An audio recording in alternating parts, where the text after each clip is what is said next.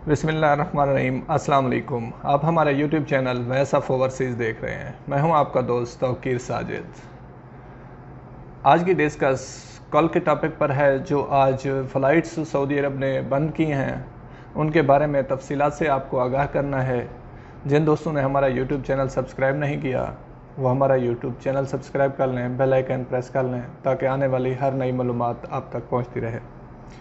कल की फ़्लाइट्स जो बंद की गई हैं वन साइडेड हैं कि इंटर नहीं हो सकते आप सऊदी अरब में, कोई भी बंदा इंटर नहीं हो सकता माँ सिवाय डॉक्टर्स के, सफ़ीर के या डॉक्टर्स की फैमिली के। डॉक्टर्स, टीचर्स हजरात जो भी हैं इनकी फैमिलीज़ और ये आ जा सकते हैं, बाकियों के लिए पाबंदी लगा दी गई है। इधर से जो जाने वाले हजरात हैं उनके लिए PIA पाकिस्तान इंटरनेशनल एयरलाइंस के अलावा तमाम परवाज़ों पर कोरोना टेस्ट ज़रूरी करार दे दिया गया है। और PIA की तरफ से बहुत अहम और बड़ी खुशखबरी है पाकिस्तानी भाइयों के लिए कि उन्होंने वन साइड परवाज़ जारी रखने का ऐलान किया है कि मुसाफिरों को लेकर आएंगे। वो पाकिस्तान में जो भी मुसाफिर यहाँ से जानने वाले हैं उनके लिए वही शेड्यूल हैं जिस तरह PIA के ऑलरेडी चल रहे हैं। जिन्होंने टिकट्स करवाई हुई हैं उसके मुताबिक वो अपने वतन वापस जा सकते हैं।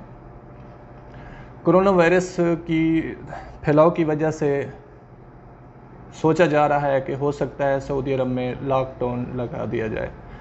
ये अभी ऐलान नहीं हुआ, लेकिन ये बात है उनका आपस में जो डॉक्टर्स हैं, गामदी डॉक्टर का, उनकी तरफ से ये राय दी गई है कि लॉकडाउन लगाना चाहिए क्योंकि केसेस डेली बेसिस की वजह से 300 क्रॉस कर चुके हैं। 300 से डेली जो केस न्यू रिकॉर्ड हो रहे हैं 300 से ऊपर हो चुके हैं और रिकवरी 290 की हो रही है और आज की जो है डेथ्स, अमवात जो हैं वो 3 हैं।